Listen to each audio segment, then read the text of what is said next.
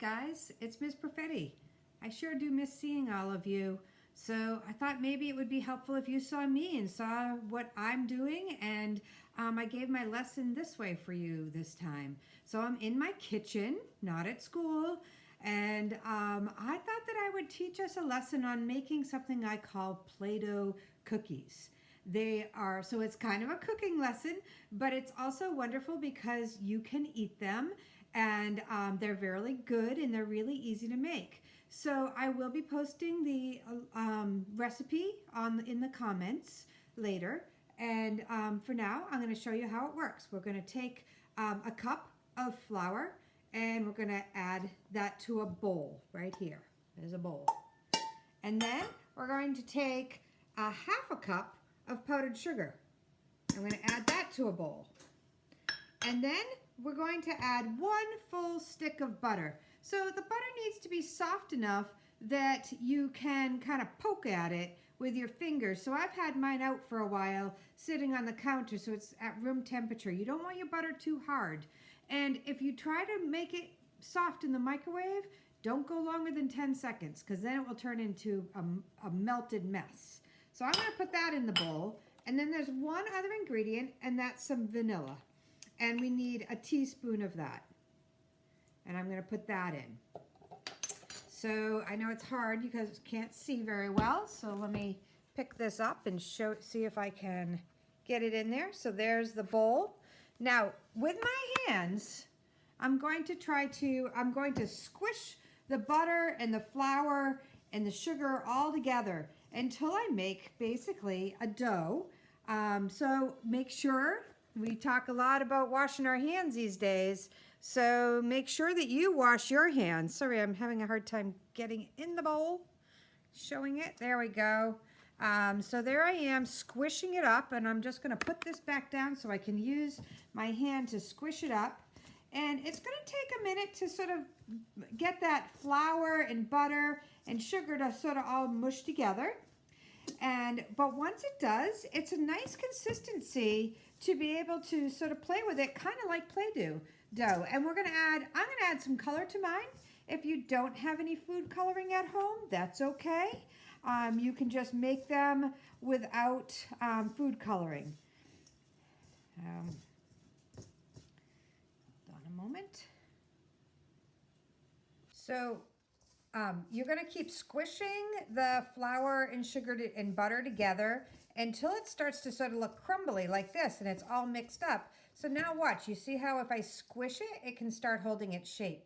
That's what I want it to get to. I didn't have to add anything to it, but it did take me a couple of minutes of squishing to get it that far. Okay, so now I'm going to just kind of squish it into a ball.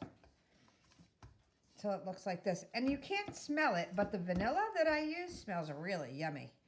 Okay, so here's my little ball of dough, my Play-Doh.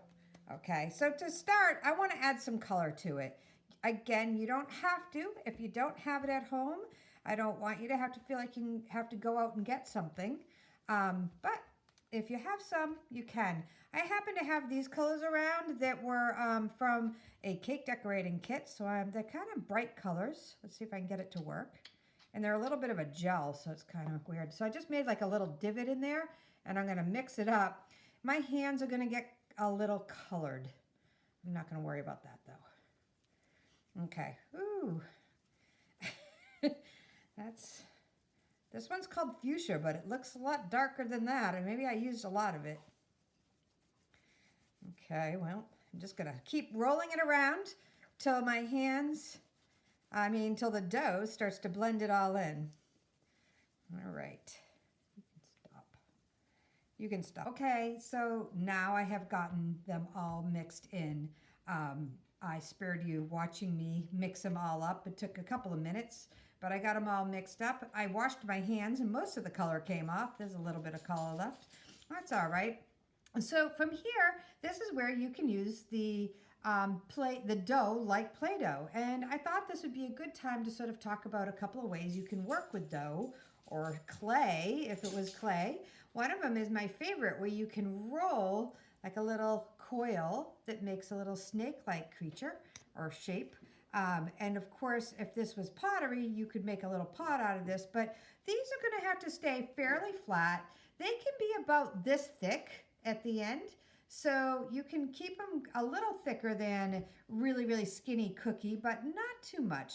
So I like to work with them on a board and sort of decide what I want to make. So say I wanted to turn this into a flower. I'm going to start by rolling a little ball, and I can sort of just press it a little bit. And then maybe I want to make some petals. So I'm just going to start attaching these on. You do want to make sure that they are stuck on well. You don't want your flowers to come up or your design to come apart. Mine's a flower this time. So I'm just going to start by pinching them and pushing them together. One of the things, I see how that one got kind of skinny. One of the things you want to try to pay attention to is making things that are about the same thickness all the way around. So don't make something really, really skinny like this and then something really kind of fat here, because you want these to cook evenly. So I'm just going to keep going, making some petals on this one. You can see the dough is pretty nice to work with. It's soft and it rolls really nicely in my hands, and it blends. The colors kind of blend well. If you're one of those people that loves to blend your Play-Doh together, then you could do that, blend your colors together. Here we go. Just my sort of flower coming along. What about if I decided to just sort of put a couple little dots in the center? Something fun like that. So you can see a little of this dough goes a long ways, and I can make a bunch of cookies with this. As I'm playing with the dough, now is a good time to ask mom or dad or whoever the grown-up in your house is to turn on your oven to 350. I didn't do it right away because I usually spend quite a bit of time playing with these and getting them ready.